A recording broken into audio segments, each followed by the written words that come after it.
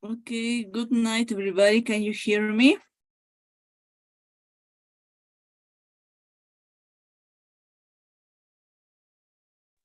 Yes, teacher. Okay, perfect. So let's start. I think it's enough time we are waiting for.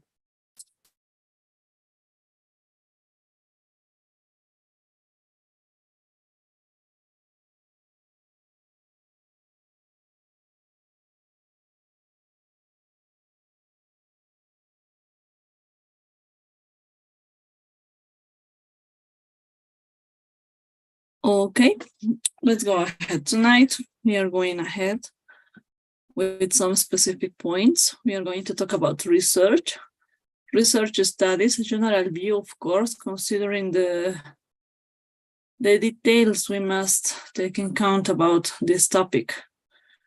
And presentations, some ideas that are showing how to express or how to show information in a data presentation specifically. There are many ways to do that, but there are differences that we must take in account in order to make it properly.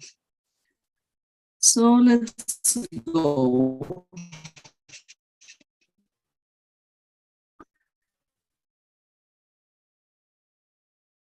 In previous sessions, we were checking the meaning of research, that is specific idea to make a review of this definition.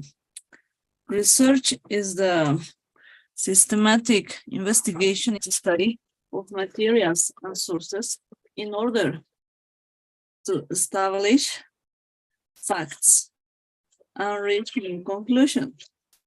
It sounds nice, it sounds easy to make, but of course it's a big deal to make research, because in order, we were talking in previous classes in Module 1 specifically, we got the specific courses and specific preparation, specific studies to develop research in a proper way. As we were considering and taking into account these ideas, not everybody has the capability to make research. In that way, we must take into account that becoming a researcher is a big deal for having the opportunity to give this kind of information to reach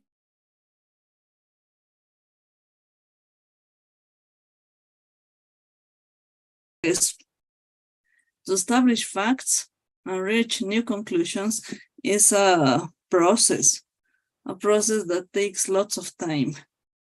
Specifically in medicine, research in medicine and health disciplines conducted using scientific methods with the aim of acquiring new knowledge about health and disease.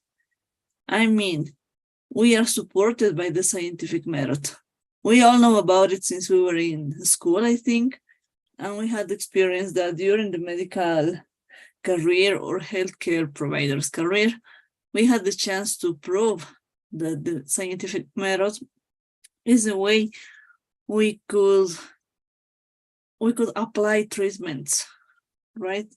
We have the chance to make it properly, and there is the way to make something good in our branches. The same situation in branches or in careers like engineering or something like that's involved with numbers. So consider this, the scientific method is the basis of this kind of research. We have a process to follow.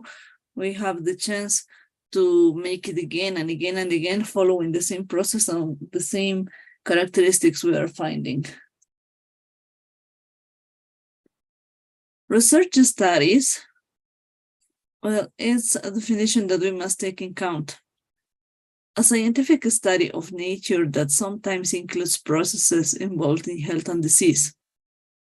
The scientific study is supported and to be done in living bodies, we can say. For example, clinical trials are research studies that involve people, right? So we have to take it in account. The clinical trials have an objective, have a process, have a period of time that they must be taken. And in order to that, following all the steps we know, that's the result we are looking for. These studies may be related to new ways to screen, prevent, diagnose, and treat disease. In that way, we have the chance to change it and to become or to be in a part of a study, to be involved in this process. It's not as easy as it looks. That's why we have to consider these definitions. The case control studies. A case control study is that study that compares two groups of people. The first group with the disease or condition under the study, of course, the cases, and a very similar group of people who don't have the disease or condition. They are the control. Making the contrast in these two groups, we have the chance to get the comparison and catch the differences between the cases and the controls, right? Making that differences, we have the capability to start research. That's the same. Here we have some black and words that are showing us some specific words to take in account while describing this. So let's read this. In a case control study, a group of people suffering from a disease, the cases, is compared with a group who don't have the disease, but are similar in other ways, the controls, of course. The two groups of participants in the study are compared to see if they were exposed to a possible risk factor or not.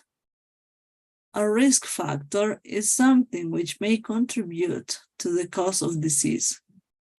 This type of study is often used as first step in identifying the cause of a disease.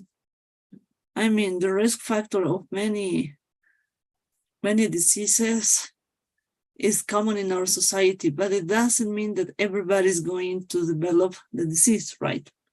So for taking into account the case control, we catch the idea, we have this. In this chart, I'm showing you the controls and the cases. About this, we decide whom is becoming into the cases following the ones that were exposed and unexposed. And according to that, we catch people that is the cases because they developed the condition. The same in this one. That's why we have common factors from the two groups in each lines. And they are again like cases because we are taking them in count. Okay. For example, we have the lung cancer. We can study people, all the cases are people with lung cancer. We have to consider our controls, smokers, just smokers, because we know that smoking is a cause of lung cancer. And of course, lung cancers that are developed from smoking. So taking this in account, we have the chance to make a case control because some smokers are not going to develop lung cancer. That's the meaning of this. Then we have the cohort studies. A research study that compares a particular outcome, such as lung cancer again, in groups of individuals who are alike in many ways but differ in a certain characteristic. For example, female nurses who smoke compared with female nurses who don't smoke. To make a cohort study is the same. It's the one that is showing a group of people, the cohort and the subjects, who are similar over a period of years. When we said a period of time, over a period of years, taking in count as a line of time, it's a longitudinal study to determine if there is a relationship between exposure to a risk factor and development of a disease. If during the time there's a relationship between the exposure to a risk factor and the development of the disease. At the beginning of a prospective study, none of the subjects has a disease. All of them are sane. They are followed up for a number of years, and at the end of the period, those who have developed the disease are compared with those who have not.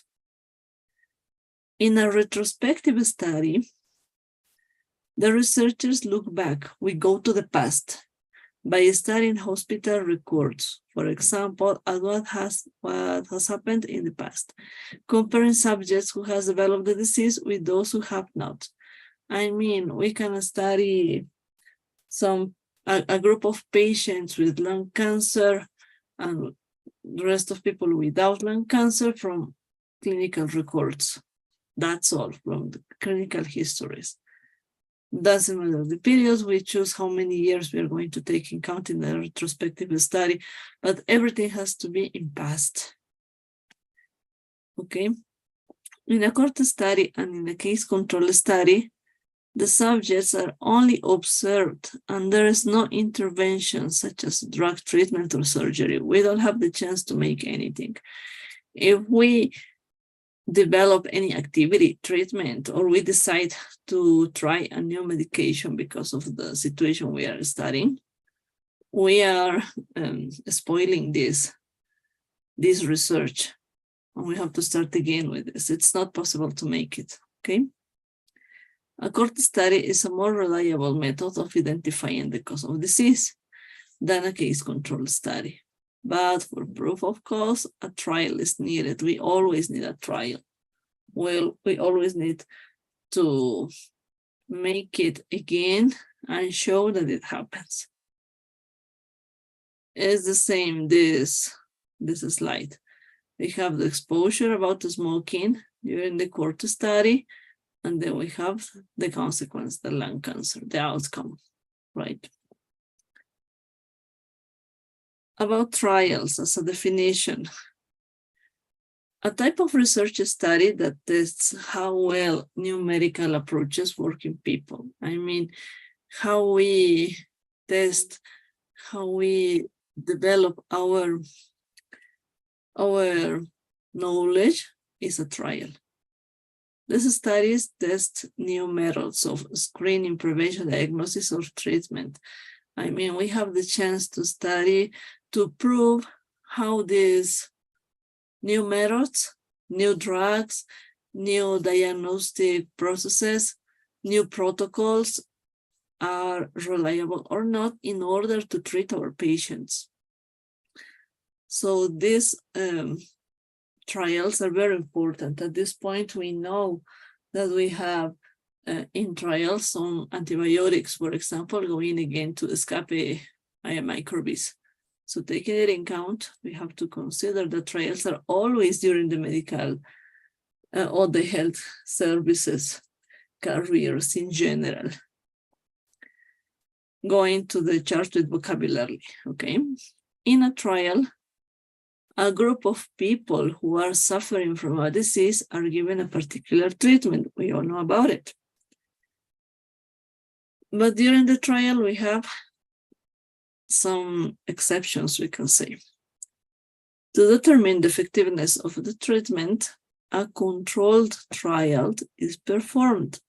I mean, I know which drug I'm giving to the patient, and I know how it is going to work. I mean, two groups are studied. One group, the study group, is given the treatment, okay, the group A, we can say, and the other group, the control group, the group B, is not. The control group may be given a placebo. Okay, and we all know what the placebo is. Something which seems to be identical to the treatment, but which has no effect. If there is an equal possibility that patients may be selected for the study group or for the controls, the trial is said to be randomized. Okay. A randomized control trial make bias. A bias is an error in a study which influences the result. This bias always happens, but we have to be so clear that as less we get, it's better, right? An additional way of removing bias is blinding. In a blinding, patients don't know if they are receiving the treatment or the placebo. One of the last blinding studies we had the chance, last blinding trial we had the chance to follow was with the vaccine of COVID-19 in Argentina. When they were at the beginning of the pandemic period, when the vaccines were growing up, were reaching the plus, and then we're trying to show that they were effective. In Argentina, they decided to open the blinding trial, calling people by free. And they had the chance to go to make the signature, given the permission of making the study. And patients, of course, didn't have any idea about if they were receiving the placebo or the vaccine. And after that, receiving the vaccine, they were exposed to COVID-19 in a controlled area. According to that, we must consider that people with vaccines had the chance to stand better or to recover better from the infection than the placebo patients, right? So it was so hard to see how these volunteers were getting sick, and some of them, of course, died because it was a very hard time. But that's a very interesting way. They know the risk, they accepted it. So it's hard to do it now, but that's the way it works. If the researchers don't know who's receiving the treatment, the trial is a double-blind trial. I mean, patients and doctors don't know which one is with the treatment or the placebo because they look alike. The only one who knows about it is the researcher, and the researcher is not involved in the process of giving the medication or the vaccine or the thing that is into the trial. Randomized controlled trials are used to test treatments or preventive measures as vaccination, right? So let's consider this. The controlled trials have a study group and a placebo group. And usually they are randomized. Randomized controlled trials make bias, and this bias are always with a blinding. But this blinding is possible to control because in order we only make a blind trial with one way, we can say one way blind trial. When we, as doctors, know which patient is receiving the treatment and which patient is receiving the placebo. Or could be a double trial, a double blind trial, when just the researcher knows who's receiving the treatment or who's receiving the placebo. That's the difference to consider in these definitions. In this joke, we can notice that this is a very interesting chart because at this point we are looking for new medication, new antibiotics. Well, of course, he's still in clinical trials, but he looks very promising. That's the way they are socializing, right? They are showing their capabilities. But what looks very promising is to go against the superbacterias. At this point, the scapibacterias. Okay, so we know that there's going to be a period of time in future that antibiotics are not going to be effective because the way we are using them now is wrong. We are making too many mistakes. And so let's consider this. Let's talk about variables. Well, variables in epidemiology is that which is inconstant. which can thus change or cannot change as contrasted with a constant. It's possible to make a comparison between variables. It's a deviating from the type in structure, form, physiology, or behavior. I mean, everything we can compare between in our research is a variable. Anything we can change, we can look for a specific characteristic is a variable. We can get variables in lots of things. For example, going to the chart. If the subjects in the study are all aged 50, the age is a constant in the study because age is not going to change. It's always going to be 50. If their ages range from 20 to 70, you know there is 50 years, then age is a variable because we have the chance to receive 25, 30, 40, I don't know, different values between 20 to 70, not just 50. That's why 50 is a constant and 20 to 70 is a variable because of the capability of change. A confounding variable is any variable which is associated with both the disease and the risk factor being studied. For example, smoking in the case of cooks and lung cancer discussed in Unit 44, in previous class. While smoking was the common factor for cooks in the result of becoming with lung cancer. But smoking a cigarette or smoking inhaling, the smoke while cooking, right?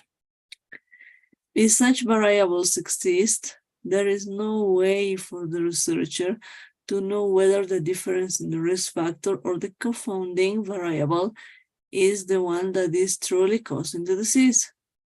That's why we must try to work with constants to be clear, to make it objective, but not always it's possible, of course.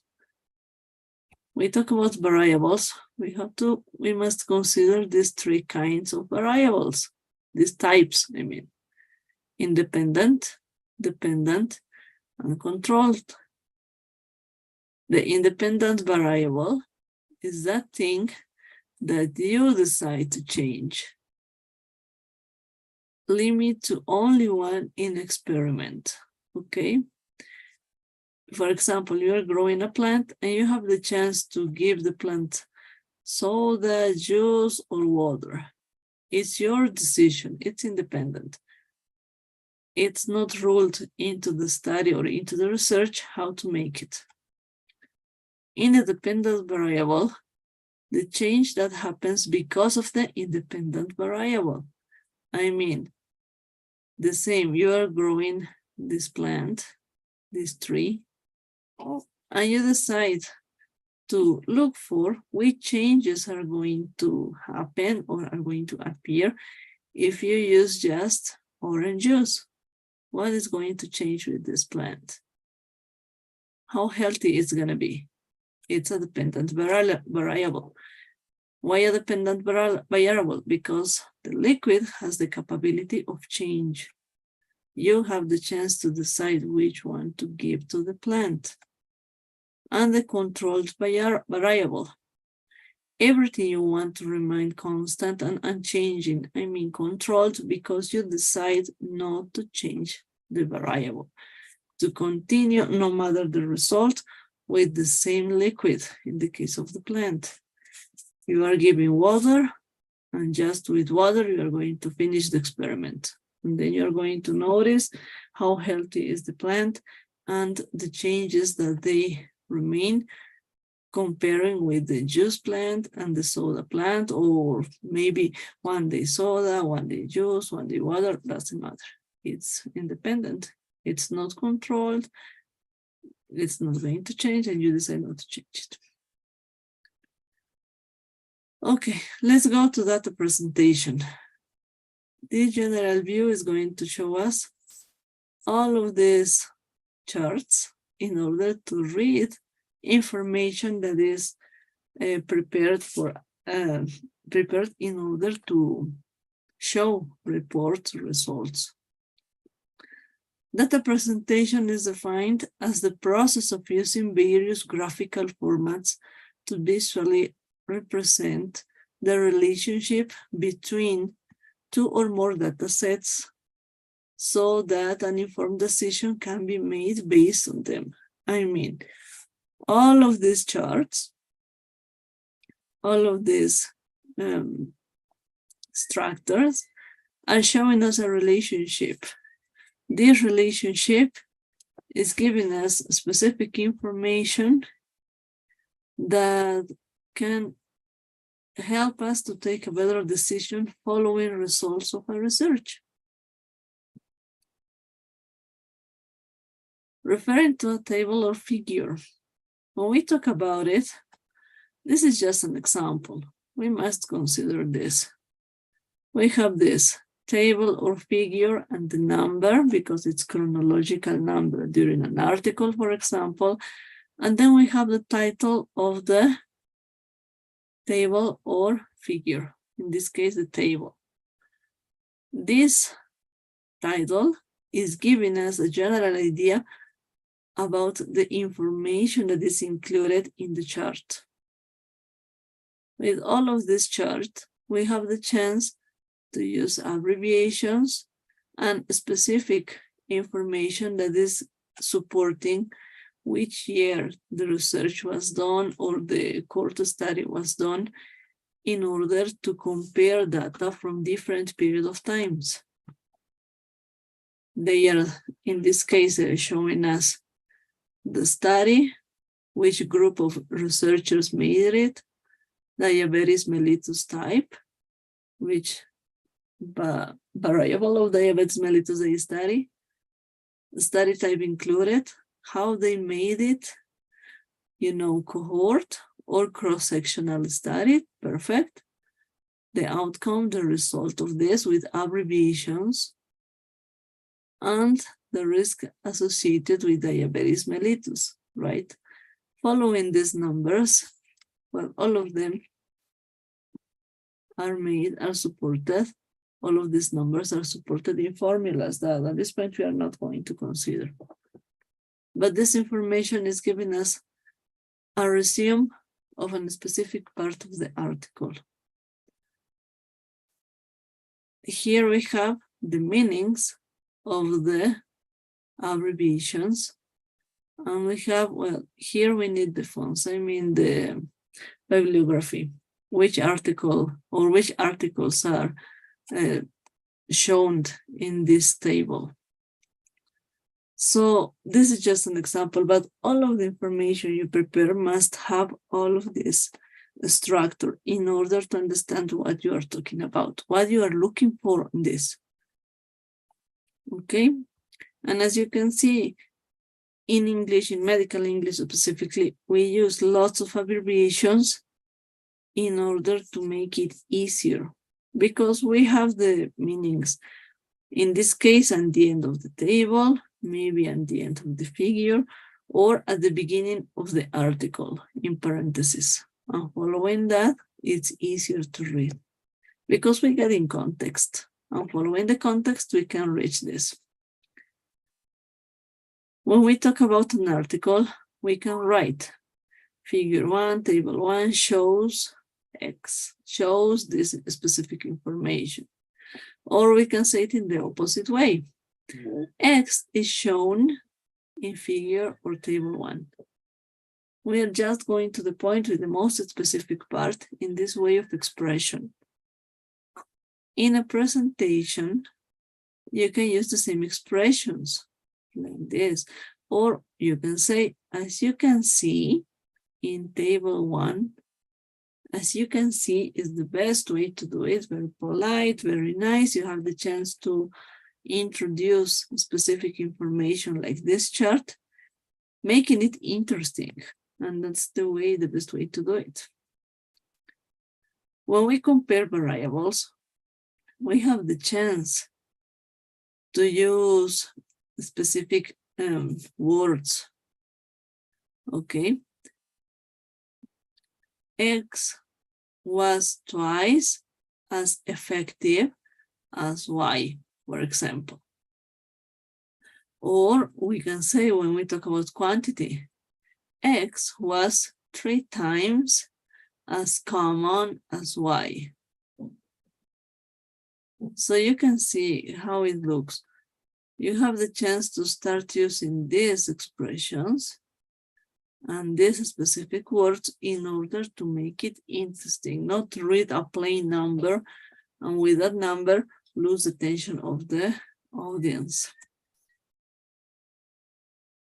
For example, when we need to compare variables at the same time, we have the possibility to do this. The number of X in 2000 was double than 1990. Or another way, the number of X in 2000 was triple or 3 times than in 1990. So you can see double or triple. A similar way to do this. There was twofold increase in the number of X between 1990 and 2000. There was a threefold increase in the number of X between 1990 and 2000. So you can see twofold and threefold. It's another way to express the same idea, double or triple or 3 times. We are just making the opposite. Well, we are exchanging places in the sentence, right? Another way to express the same. The number of X increased twofold between 1990 and 2000. Or the number of X increased threefold between 1990 and 2000. Again, we have the chance to make it in another way. The number of X doubled between 1990 and 2000. The number of X tripled between 1990 and 2000. So you have 1, 2, and 3 ways to give the same information. If you use twofold or threefold, you can complete it properly with the increase in, if you decide to use at the end the years. Or if you want to use another connector like between, you start with the variable, then the twofold, threefold, the connector between, and then the years. Another way to do it, doubled or triplet, is just, well, it sounds a little confusing, but it's possible to make it. Okay, let's go ahead. While talking about approximating, we have the chance in Spanish to round numbers in a properly way. I mean, when referring to the data presented on the slides, numbers are often rounded. For example, 41.3 becomes 41 or even 40. Let's listen to that. When this is done, it is common to use expressions of approximation. For example, side effects were reported by about, by around, by approximately, by roughly, by some, 40 patients. All of these words in the list in the middle are synonyms for giving the same idea, or giving an approximating value. Okay. So you don't have to read 41.3 patients. No, it's not correct. It doesn't sound good. Tell you by experience.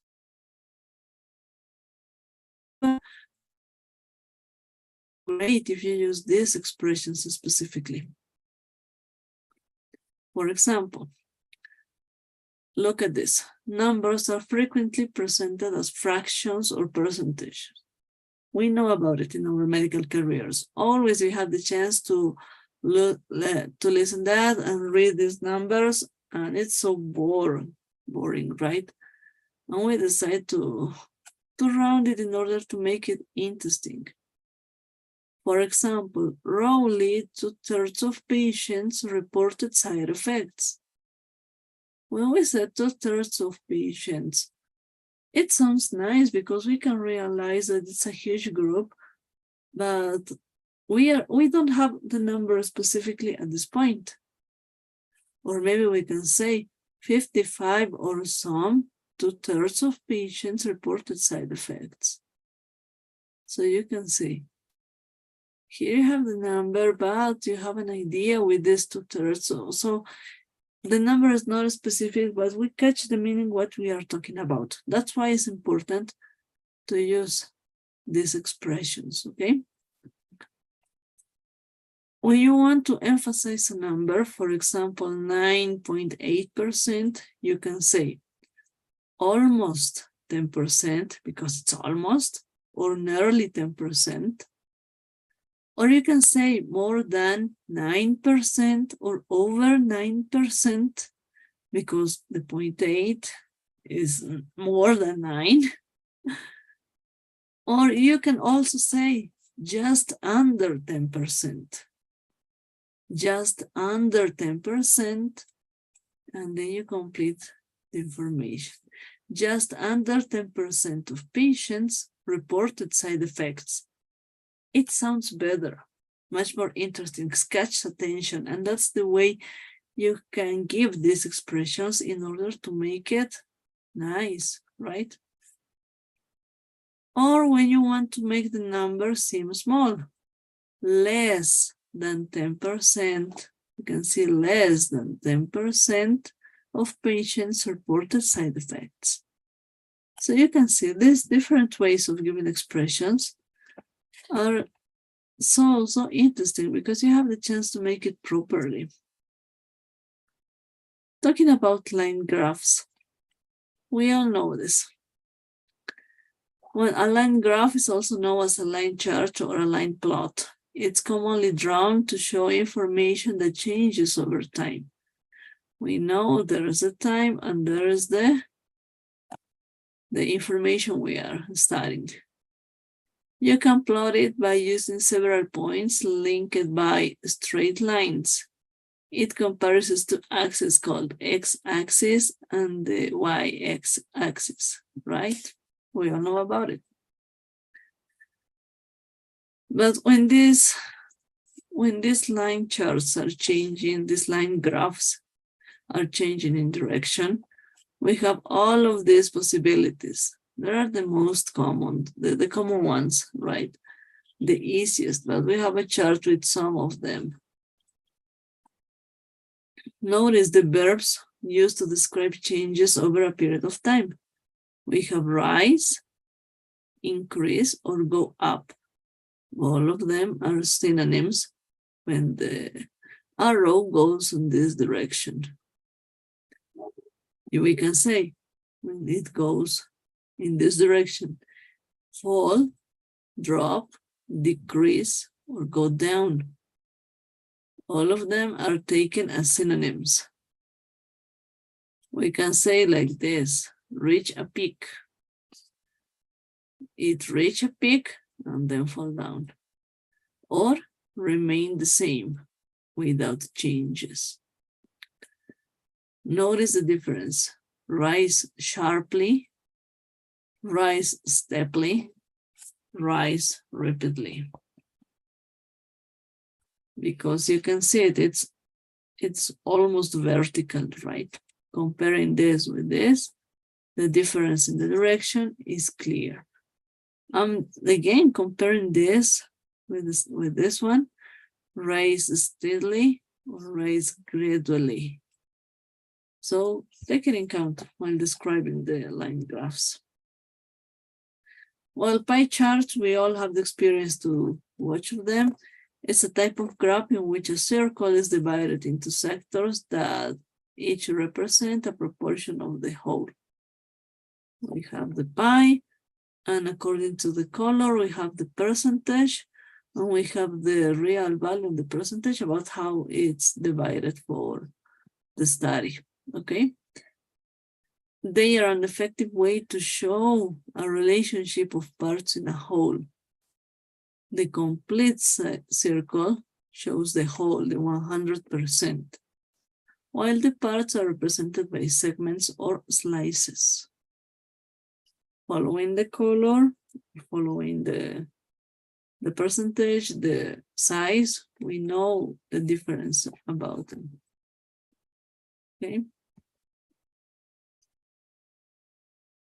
Another example, you have the chance to give information like this just with the percentage, or like in the previous with the complete value and the percentage, or just values, and with the key, the color key, you have the chance to give the meanings of everything, or just the percentage, giving the information into the color, could be into the pie chart or outside the pie chart. There is no trouble on this, it's your choice, and then you make the comparison of them. Okay, let's go for describing trends.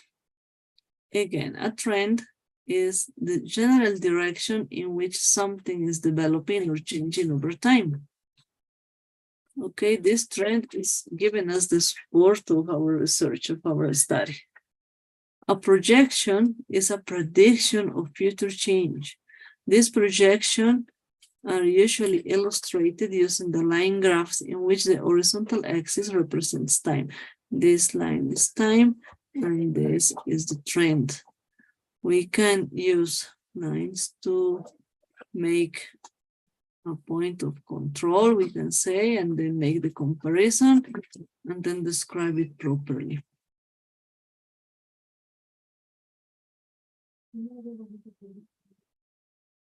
Checking this. We have here some more verbs to describe the trends. As we were checking in previous slide, in gray colors, we have some verbs, but here we have some more. They are just an example for catching the meanings of this.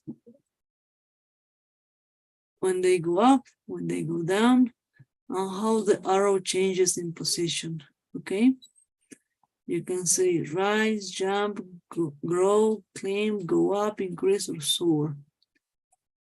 Or when it goes down, fall, drop, decline, decrease, go down, plunge, plummet.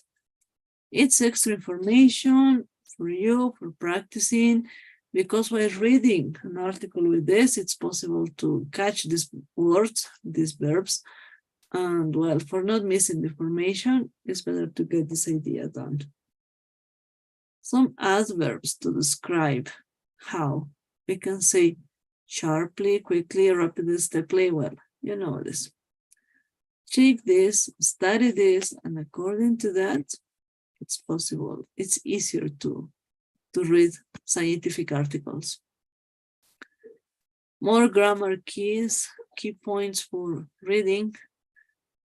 We have the word order, how to organize our sentence for talking properly.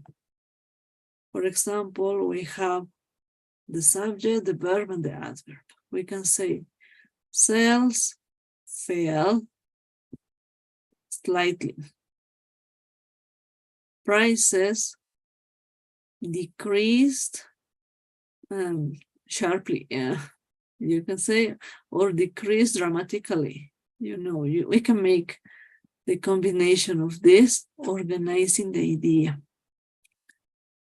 The verb is often in the past tense, but always check this. Always consider that verb according if it's regular or irregular. You have the chance to use the best grammar way to do it. We have the other way.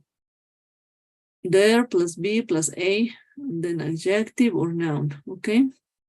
There is a gradual drop in the number or in sales, there will be a dramatic fall in the price of X, for example.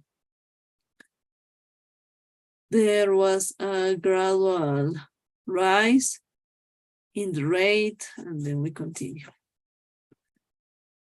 Taking into account these grammar points, it's going to be easier to read it and to consider this. Talking about prepositions, which ones we use? We consider this from and to, when they changes in direction the arrow, okay? Or we can say between and when we compare the period of time. For example, it decreased from 10 to 4, from 10 to 4. There was a drop of 6 units. It dropped by 6 units, the same. A decrease in the number of, you see, or between 2010 and 2014, or we can say from 2010 to 2014, and then we give the rest of the information. These ways of describing, a simple way, is a good way to do it in order to talk properly. Then we have this graph, another way to do it, another way to use prepositions. It started at 4 units. It peaked at 6. It reached a peak at 6. It dropped by 8. From 8, it dropped 8 units to its lowest point at 2 units. Or it increased to 6 units. It increased to 6 units. And it remained stable, or it remained the same between 2010 and 2012. It finished at 6 units in 2012. So you can see how we were using prepositions in order to describe all this line graph. Right? Then we have the specific words when they are not regular. We're talking about trends. We can say a pig, well, talking about a noun and verb. Noun underlined in blue and verb underlined in violet. We can say a fluctuation. This is a fluctuation, this graph. Or as a verb, we can say to fluctuate. As a noun, we can say a dip. Or as a verb, to dip. As a noun, a peak. Or as a verb, to reach a peak. Reach is the verb, peak is the noun. Then we have its lowest point or amount, or as a verb, to fall to its lowest point or to hit its lowest point. So you can see fall and hit are the verbs. And as a noun, a plateau. This line is the plateau. Or as a verb, to reach a plateau. To reach a plateau, right? Well, that was an exercise for practicing, just for you. It's your choice if you decide to practice on this. I'm not going to evaluate this. And then we have this bar chart showing the prevalence of HIV in different countries. You can make the comparison between the period of time and different places where it was studied. Just as an example, it's your choice. And don't forget, never give up. Never avoid reading more, practicing more. I know this class is so, and it's not the best one that we realized to check, But the vocabulary is so important at this point, because while reading in some articles or information like that, you are going to find these expressions, these words, into research studies, into research papers maybe, and it's possible to practice on them. So let's keep on practicing, okay? Let's keep on reading again, and any question you got about it, we can solve it tomorrow, or at any time you need it. By WhatsApp, you can send a message asking for about a detail from this specific information, okay? Let me send you the poll to take attendance, and I'm gonna upload the presentation to the Zoom chat. Can you all watch the poll?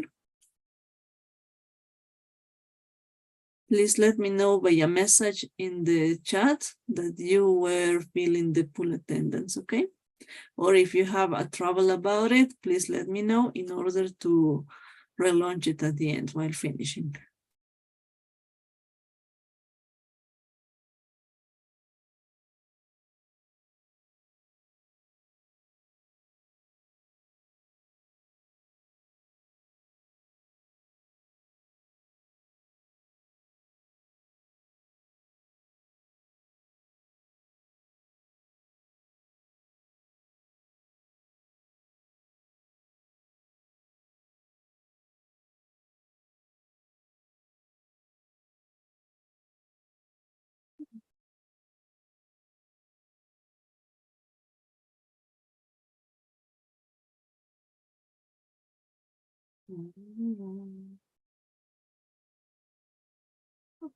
Okay, there are 2 people who are not filling the pool. Please, I need it for taking attendance. Can you all watch the pool?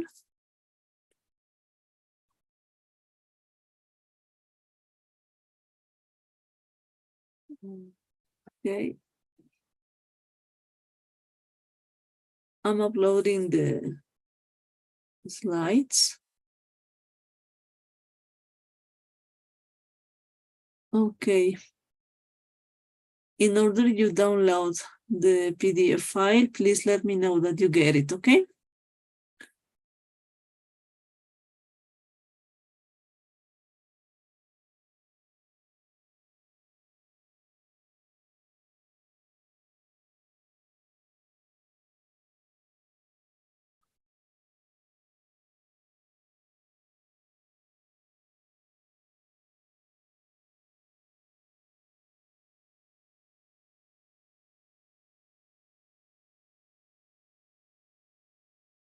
Okay, can you download the slides, or is there any trouble about it? Is that possible to make it? Or okay, perfect, Carla. Can you all could watch the pool? Because if you don't fill the pool, there's no attendance to be done. It's not possible for me to solve this.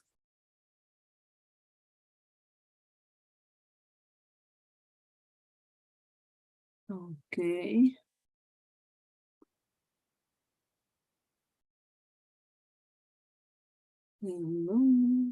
Okay. In order you download the PDF file, you can leave the Zoom session. That's no problem on me. And that's all. Sorry, teacher, can you send the file again? I can't download. Okay, Stacy, I'm gonna upload it again. Don't worry about it. Thank you. Okay, I did it.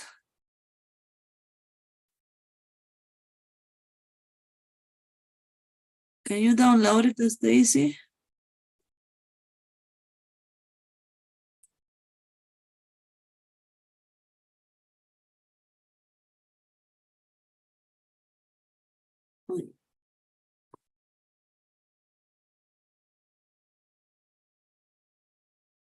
Okay, can you watch the...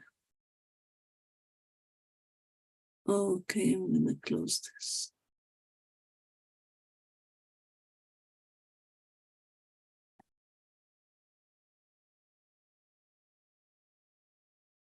Okay.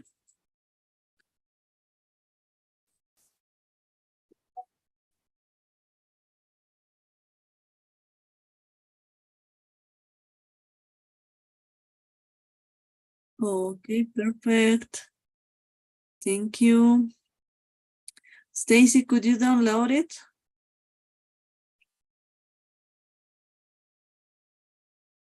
But I don't know.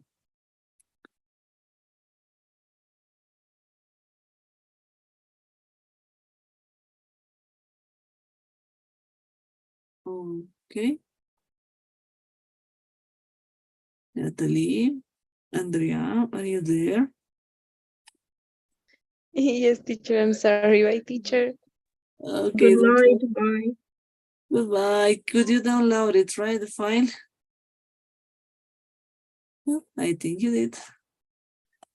Okay, everything is done. So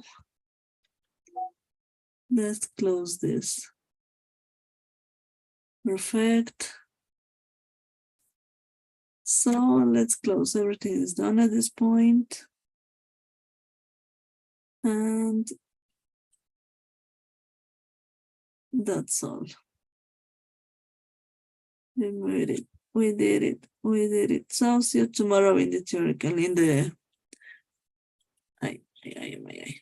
see you tomorrow in the